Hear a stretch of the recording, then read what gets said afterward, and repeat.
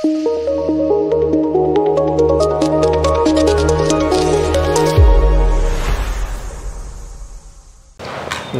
ಸ್ನೇಹಿತರೆ, ಇವತ್ತು ನಾನು BH ವೀರೇಶ್ ಮಾಹಿತಿ ಹಕ್ಕು ಅಧ್ಯಯನ ಕೇಂದ್ರದ ಸಂಸ್ಥಾಪಕರು, ಜೊತೆಗೆ ಅಲ್ಲಿ ಟ್ರಸ್ಟಿ ಆಗಿದ್ದಾರೆ. ಅವ್ರ ಜೊತೆಗೆ ಹಲವಾರು ವಿಷಯಗಳನ್ನು ನಾವು ತಿಳ್ಕೊಳ್ಳೋದು ಭಾಳಷ್ಟಿದೆ. ಇವತ್ತು ಗ್ರೇಟರ್ ಬ್ಯಾಂಗ್ಳೂರ್ ಅಂತ ಏನು ಸರ್ಕಾರದವ್ರು ಮಾಡಿದ್ದಾರೆ, ಆ ಗ್ರೇಟರ್ ಬ್ಯಾಂಗ್ಳೂರ್ ಬಗ್ಗೆ ಅವ್ರ ಜೊತೆ ಚರ್ಚೆ ಮಾಡೋಣ ಬನ್ನಿ.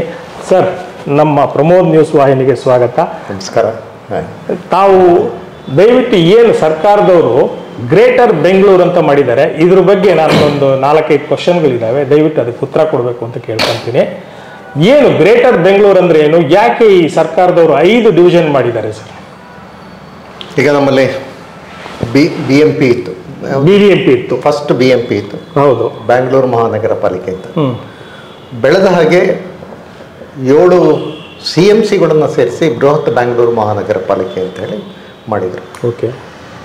ಅದಾದ ಮೇಲೆ ಇವತ್ತು ಏನಾಗಿದೆ, ಬೆಂಗಳೂರಿನ ಜನಸಂಖ್ಯೆ ಜಾಸ್ತಿ ಆಗಿದೆ, ಭಾಳಷ್ಟು ಅಭಿವೃದ್ಧಿಗಳಾಗಿದೆ, ಮತ್ತು ಜನಸಂಖ್ಯೆಯ ಜೊತೆಗೆ ಏರಿಯಾಗಳು ಸೇರ್ತಾ ಬಂತು. ಅವರ ಲೆಕ್ಕದಲ್ಲಿ ಇವತ್ತು 1400 ಸ್ಕ್ವೇರ್ ಕಿಲೋಮೀಟರ್ಸ್ ಬ್ಯಾಂಗ್ಳೂರನ್ನು ಇವತ್ತು ಬೆಳೆದಿರತಕ್ಕಂಥದ್ದು ಅಂತಕ್ಕಂಥದ್ದು. ಮತ್ತು ಜನಸಂಖ್ಯೆ ಸುಮಾರು 1.4 ಕೋಟಿ, ಅಂದರೆ ಕರ್ನಾಟಕದ 25% ಜನ ಬ್ಯಾಂಗ್ಳೂರು ನಗರದಲ್ಲಿ ಇವತ್ತು ಹೋಗ್ತಾ ಇದ್ದಾರೆ. ಈ ಒಂದೇ ಪಾಲಿಕೆಯನ್ನು ಮಾಡಿ ಏನು ಅವರು 7 ಝೋನ್ಗಳಾಗಿ ಮಾಡಿದ್ರು, ಆಡಳಿತ ಚೆನ್ನಾಗಿ ನಡೀತಾ ಇತ್ತು. ಮತ್ತು ಅದನ್ನು ಈ ರಿಆರ್ಗನೈಸೇಷನ್ ಮಾಡ್ತಕ್ಕಂಥ ಅವಶ್ಯಕತೆ ಇರಲಿಲ್ಲ. ಆದರೆ ಕೆಲವು ರಾಜಕೀಯ ಒತ್ತಡಗಳಿಂದ ಏನಾಗಿದೆ, ಕೊನೆಗೆ ಈಗ ಗ್ರೇಟರ್ ಬ್ಯಾಂಗ್ಳೂರ್ ಅಥಾರಿಟಿ ಅಂತಕ್ಕಂಥದ್ದು ಮಾಡಿದ್ದಾರೆ. ಇದಕ್ಕೆ ನಾವು ಮೊದಲನೇಗೆ ಅಪೋಸ್ ಮಾಡಿದ್ದು, ಹೆಸರಿಗೆ ಅಪೋಸ್ ಮಾಡಿದ್ದು. ಗ್ರೇಟರ್ ಅಂತಕ್ಕಂಥದ್ದು ಇಂಗ್ಲೀಷ್ ಪದ, ದಯವಿಟ್ಟು ಅದು ಬೇಡ. ಮಹಾನ್ ಅಥವಾ ಬೃಹತ್ ಅದನ್ನು ಮಾಡಿ, ಬೃಹನ್ ಅಂತ ಮಾಡಿ. ಬೃಹತ್ ಇತ್ತು, ಬೃಹನ್ ಅಂತ ಮಾಡಿ. ಈಗ ಬಾಂಬೆಯನ್ನು ನೋಡಿದ್ದೀವಿ, ಗ್ರೇಟರ್ ಬ್ಯಾಂಗ್ಳೂರ್ ಮುಂಬೈ ಅಥಾರಿಟಿಯನ್ನು ಅವ್ರು ಏನು ಮಾಡಿದ್ದಾರೆ, ಬೃಹನ್ ಮುಂಬೈ ಅಥಾರಿಟಿ ಅಂಥೇಳಿ ಮಾಡಿರ್ತಕ್ಕಂಥದ್ದು. ಸೊ ಇದರಲ್ಲಿ ಏನು ಮಾಡಿದರು, ಇವಾಗ ರಿಆರ್ಗನೈಸೇಷನ್ ಮಾಡ್ತೀವಿ ಅಂತ ಹೊರಟರು. 7 ಝೋನ್ಗಳನ್ನು ಏನು ಮಾಡಿದರು, ಇವಾಗ 5 ಮಹಾನಗರ ಪಾಲಿಕೆಗಳು, ಗ್ರೇಟರ್ ಬ್ಯಾಂಗ್ಳೂರ್ ಅಥಾರಿಟಿಗಳನ್ನಾಗಿ 5 ಅಥಾರಿಟಿಗಳನ್ನು ಇವಾಗ ಮಾಡಿರ್ತಕ್ಕಂಥದ್ದು. 5 ಅಥಾರಿಟಿಗಳನ್ನು ಮಾಡಿದ್ದಾರೆ. ಅವರಿಗೆ ಹೇಳ್ತಾ ಇರ್ತಕ್ಕಂಥದ್ದು, ಪ್ರತಿಯೊಂದು ಒಂದೊಂದು ಏನು ಪಾಲಿಕೆ ಇದೆ, ಸುಮಾರು 100 ವಾರ್ಡ್ಗಳನ್ನು ಮಾಡ್ತೀವಿ, ರಚನೆ ಮಾಡ್ತೀವಿ ಅಂತಕ್ಕಂಥದ್ದು ಹೇಳಿರ್ತಕ್ಕಂಥದ್ದು. ಏನು ಇನ್ನೂ 199 ವಾರ್ಡುಗಳು ಏನಿತ್ತು ಎಕ್ಸಿಸ್ಟಿಂಗ್, ಅದನ್ನು 500 ವಾರ್ಡ್ಗಳನ್ನಾಗಿ ಮಾಡ್ತೀವಿ. ಆಡಳಿತ ವಿಕೇಂದ್ರೀಕರಣ ಮಾಡುವುದರಿಂದ ಆಡಳಿತದಲ್ಲಿ ದಕ್ಷತೆ ಹೆಚ್ಚುತ್ತೆ ಮತ್ತು ಆಡಳಿತ ನಡೆಸೋದು, ನಿರ್ವಹಣೆ ಭಾಳ ಸುಲಭ ಆಗುತ್ತೆ ಅಂತಕ್ಕಂಥದ್ದು ಇರ್ತಕ್ಕಂಥದ್ದು ಧ್ಯೇಯ. ಅದು ಓಕೆ. ಈಗ ಏನಾಗಿದೆ, ಇವಾಗ ಎಲ್ಲ ಆಗೋಗಿದೆ. ಈಗ ಅದರ ಬಗ್ಗೆ ಮತ್ತೆ ವ್ಯಾಖ್ಯಾನಗಳನ್ನು ಮಾಡ್ತಕ್ಕಂಥದ್ದು, ಕ್ರಿಟಿಸೈಸ್ ಮಾಡ್ತಕ್ಕಂಥದ್ದು ಅವಶ್ಯಕತೆ, ಅಂದರೆ ಅದರ ಅವಶ್ಯಕತೆ ಇಲ್ಲ ಅಂತ ನನ್ನ ಭಾವನೆ. ಆದರೆ ನಾವು ಇವತ್ತು ನೋಡಬೇಕಾಗಿರ್ತಕ್ಕಂಥದ್ದು, ಏನು 5 ಪಾಲಿಕೆಗಳನ್ನು ಇವತ್ತು ಮಾಡಿದ್ದಾರೆ, ಏನು ದಕ್ಷಿಣ, ಉತ್ತರ, ಕೇಂದ್ರ, ಪೂರ್ವ ಮತ್ತು ಪಶ್ಚಿಮ, 5 ಇವತ್ತು ಏನು ಮಾಡಿದ್ದಾರೆ, ಇವತ್ತು 27 ಅಸೆಂಬ್ಲಿ ಕಾನ್ಸ್ಟಿಟ್ಯೂಯನ್ಸಿಗಳನ್ನು ಈ 5 ಪಾಲಿಕೆಗಳಿಗೆ ಸೇರಿಸಿದ್ದಾರೆ. ಕೆಲವು ಕಾನ್ಸ್ಟಿಟ್ಯೂಯನ್ಸಿಗಳನ್ನು 2-3 ಪಾಲಿಕೆಗಳಿಗೆ ಹಂಚೋಗ್ಬಿಟ್ಟಿದೆ. ಫಾರ್ ಎಕ್ಸಾಂಪಲ್ ಇವತ್ತು ಇದಿರ್ಬೋದು, ಯಾವುದು ಯಲಹಂಕ ಇರ್ಬೋದು, ಉತ್ತರಹಳ್ಳಿ, ಈ ಕೆಲವು ಭಾಳಷ್ಟು ದೊಡ್ಡ ಏರಿಯಾಗಳ ದೊಡ್ಡದಿಂದ 2 ಮಾಡಿರ್ತಕ್ಕಂಥದ್ದು, ರಾಜಶ್ರೀನಗರ, ಹೀಗೆ ಮಾಡಿ ಈಗ 5 ಮಾಡಲಿಕ್ಕೆ ಮಾಡಿರ್ತಕ್ಕಂಥದ್ದು ಒಂದು. ಇವಾಗ ನಾವು ಅದನ್ನು ಒಪ್ಪಲೇಬೇಕಾಗ್ತದೆ. ಅದು ಈಗ 5 ಮಾಡಿರೋದ್ರಿಂದ ಮೇಯರು, ಉಪಮೇಯರು, ಈ ರೀತಿ ಆಫೀಸ್ ಸಿಬ್ಬಂದಿಗಳು ಜಾಸ್ತಿ ಆಗ್ತಾರೆ ಅನ್ನೋದೊಂದು ಕೂಗಿದೆ. ಇದರಿಂದ ಸರ್ಕಾರಕ್ಕೆ ಖರ್ಚು ಜಾಸ್ತಿ ಅಂತ ಹೇಳಿ ಜನ ಮಾತಾಡ್ತಿದ್ದಾರೆ. ಇದ್ರ ಬಗ್ಗೆ ತಾವೇನು ಹೇಳ್ತೀವಿ? ಖಂಡಿತ. ಏನು ಇವಾಗ ಒಂದು ಪಾಲಿಕೆಯನ್ನು 5 ಪಾಲಿಕೆಗಳನ್ನು ಮಾಡಿದಾಗ ಏನಾಗ್ತದೆ, 5 ಜನ ಕಮಿಷನರ್ಸ್ ಆಗ್ತಾರೆ, 5 ಜನ ಅಡಿಷನಲ್ ಕಮಿಷನರ್ಸ್ ಮಾಡಿದ್ದಾರೆ. ಚೀಫ್ ಇಂಜಿನಿಯರ್ಸ್ನ 5 ಜನ ಚೀಫ್, ಅಂದರೆ 27 ಡಿವಿಷನ್ಸ್ ಇತ್ತು, ಇಂಜಿನಿಯರಿಂಗ್ ಡಿವಿಷನ್ಗಳನ್ನು 50 ಡಿವಿಷನ್ ಮಾಡಿದ್ದಾರೆ. ಅಂದರೆ ಅಲ್ಲಿ 23 ಎಕ್ಸಿಕ್ಯೂಟಿವ್ ಇಂಜಿನಿಯರ್ಗಳ ಸಂಖ್ಯೆ ಜಾಸ್ತಿ ಆಗಿರ್ತಕ್ಕಂಥದ್ದು. ಅದೇ ರೀತಿ ಉಪವಿಭಾಗಗಳ ಸಂಖ್ಯೆಗಳನ್ನು ಕೂಡ ಜಾಸ್ತಿ ಮಾಡಿ, ಹೀಗಾಗಿ ಹೆಚ್ಚಿನ ಅಧಿಕಾರಿಗಳನ್ನು ನಿಯುಕ್ತಿ ಮಾಡಬೇಕಾದಂಥ ಅನಿವಾರ್ಯತೆ ಇವತ್ತುಂಟಾಗಿದೆ. ಈಗಾಗಲೇ BBMPಯಲ್ಲೇ ಇರತಕ್ಕಂಥ ಏನು ಭಾಳಷ್ಟು ಹುದ್ದೆಗಳು ಖಾಲಿ ಇತ್ತು. ಒಬ್ಬ ಅಧಿಕಾರಿ 2-3 ಕಡೆ ಪ್ರಭಾರಿಯಾಗಿ ಕೆಲಸ ಮಾಡ್ತಾಯಿದ್ರು. ಇದುವರೆಗೂ ಕೂಡ ರಿಕ್ರೂಟ್ಮೆಂಟ್ ಆಗಿಲ್ಲ. ಮತ್ತು ಅವರ ಒಂದು ಇದು ಕೇಡರ್ ರೂಲ್ಸ್ಗಳಾಗಬೇಕು ಅವ್ರದ್ದು ಇರ್ತಕ್ಕಂಥ, ಅದು ಕೂಡ ಆಗ್ತಾಯಿಲ್ಲ. ಆಮೇಲೆ ಮತ್ತೆ ಗ್ರೇಟರ್ ಬ್ಯಾಂಗ್ಳೂರ್ ಅಥಾರಿಟಿ ಮಾಡಿದ ಮೇಲೆ ಅದಕ್ಕೊಂದು ನಿಯಮಗಳನ್ನು ರೂಪಿಸಬೇಕಾಗಿತ್ತು. ಭಾಳ ದೊಡ್ಡ ನ್ಯೂನತೆ ಇವತ್ತಾಗಿರ್ತಕ್ಕಂಥದ್ದು ಅಂದರೆ ಕಾನೂನಿನಲ್ಲಿ ಗ್ರೇಟರ್ ಬ್ಯಾಂಗ್ಳೂರ್ ಅಥಾರಿಟಿಗೆ ಯಾವುದೇ ನಿಯಮಗಳನ್ನು ಇದರೊಳಗೆ ರೂಪಿಸಿಲ್ಲ. ಇವತ್ತು ಕೂಡ ಅವರು BBMP ನಿಯಮಗಳ ಅಡಿಯಲ್ಲಿ ನೋಟಿಸ್ಗಳನ್ನು ಕೊಡ್ತಕ್ಕಂಥದ್ದು, ಅವರ ಎಲ್ಲ ಕಾರ್ಯನಿರ್ವಾಹಗಳನ್ನು ಮಾಡ್ತಾ ಇದ್ದಾರೆ. ಇದು ಭಾಳ ದೊಡ್ಡ ಕಾನೂನಿನ ಒಂದು ಕೊರತೆ ಅಂತಕ್ಕಂಥದ್ದು.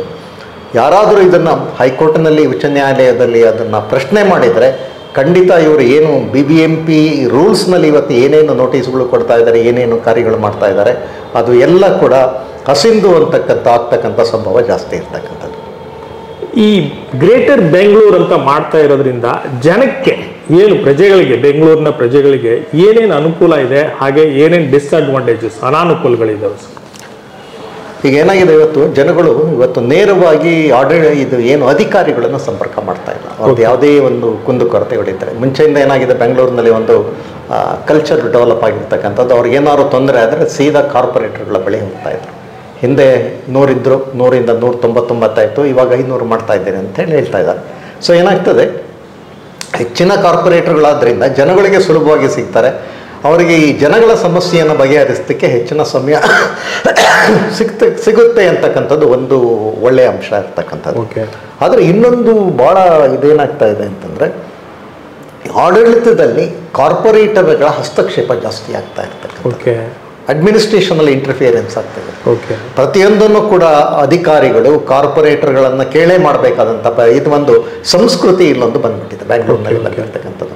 ಹೀಗಾಗಿ ನೀವು ಏನೇ ಎಷ್ಟೇ ಅಧಿಕಾರಿಗಳನ್ನು ಮಾಡಿ ಕೊನೆಗೆ ಇಲ್ಲಿ ಆಡಳಿತವನ್ನು ನಡೆಸ್ತಕ್ಕಂಥವರು ಜನಪ್ರತಿನಿಧಿಗಳಾದ ಮೇಯರ್, ಉಪಮೇಯರ್ ಮತ್ತು ಕಾರ್ಪೊರೇಟರ್ಗಳೇ ಹೊರತು ಅಧಿಕಾರಿಗಳು ಕೇವಲ ಅವರ ಕೈಬಂಕೊಂಬೆಗಳಾಗಿರ್ತಕ್ಕಂಥದ್ದು ನಾವು ನೋಡ್ತಾ ಇದ್ದೀವಿ.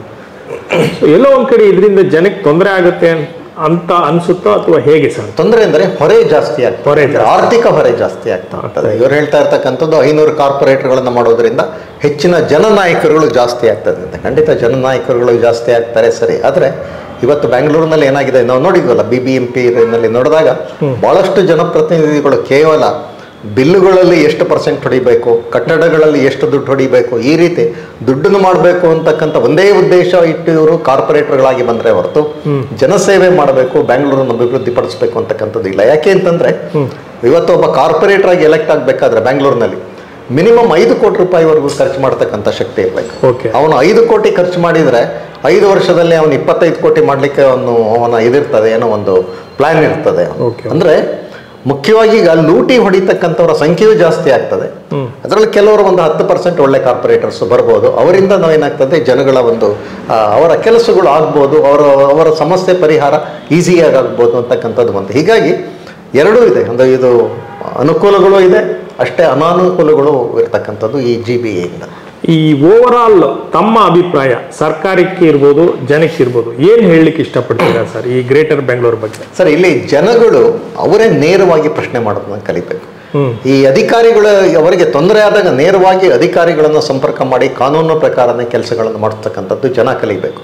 ಇವರನ್ನ ಈ ಕಾರ್ಪೊರೇಟರ್ಸ್ಗಳನ್ನು ಮಧ್ಯವರ್ತಿಯಾಗಿ ಉಪಯೋಗಿಸ್ಕೊಳ್ತಕ್ಕಂಥದ್ದು ಅಥವಾ ಅವ್ರ ಮೂಲಕನೇ ಪ್ರತಿ ಇದನ್ನು ಕೂಡ ಸಮಸ್ಯೆಗೆ ಪರಿಹಾರ ಹುಡ್ಕೊಂಡು ಹೋಗ್ತಕ್ಕಂಥದ್ದು ತಪ್ಪು. ಯಾಕೆಂದರೆ ಇಲ್ಲಿ ಬೆಂಗಳೂರಿನಲ್ಲಿ ಇರ್ತಕ್ಕಂಥವ್ರು ಅಕ್ಷರಸ್ಥರ ಸಂಖ್ಯೆ ಜಾಸ್ತಿ ಇದೆ, ವಿದ್ಯಾವಂತರ ಸಂಖ್ಯೆ ಜಾಸ್ತಿ ಇದೆ, ಯುವ ಸಮೂಹ ಜಾಸ್ತಿ ಇದೆ. ಹೀಗಾಗಿ ಅವರು ಇವತ್ತು ಅವರ ನಾಗರಿಕರಾಗಿ ನೇರವಾಗಿ ಸರ್ಕಾರದಿಂದ ಕೆಲಸಗಳನ್ನು ಮಾಡಿಸ್ಕೋಬೇಕು ಅಥವಾ ಕಾರ್ಪೊರೇಷನ್ನಲ್ಲಿ ಆಗ್ತಕ್ಕಂಥ ಕೆಲಸಗಳ ಬಗ್ಗೆ ನ್ಯೂನತೆ ಅಥವಾ ಎಲ್ಲೋ ಒಂದು ಇರೆಗ್ಯುಲಾರಿಟೀಸ್ ಆಗಿದೆ, ಹಣದ ಲೂಟೆ ಆಗಿದೆ ಅಂದರೆ ನೇರವಾಗಿ ಪ್ರಶ್ನೆ ಮಾಡತಕ್ಕಂಥ ಒಂದು ಪ್ರವೃತ್ತಿಯನ್ನು ಈಗಿನ ಪರ್ಟಿಕ್ಯುಲರ್ಲಿ ಯುವ ಪೀಳಿಗೆ ಮತ್ತು ವಿದ್ಯಾವಂತರು ಬೆಳೆಸ್ಕೋಬೇಕು. ಬೇರೆ ಏನೇನಾದರೂ ಹೇಳಬೇಕು ಅಂತಿದ್ದೀರಾ ಸರ್ ನಮ್ಮ ವೀಕ್ಷಕರಿಗೆ? ಇಲ್ಲ, ನಾವು ಈ ಮಾಹಿತಿ ಹಕ್ಕು ಅಧ್ಯಯನ ಕೇಂದ್ರದಿಂದ ನಾವು ಕಳೆದ 20 ವರ್ಷಗಳಿಂದ, ಇವಾಗ ಅಕ್ಟೋಬರ್ 13 ಬಂದರೆ 20 ವರ್ಷ ಆಗ್ತದೆ, ಮಾಹಿತಿ ಹಕ್ಕನ್ನು ಉಪಯೋಗಿಸಿ.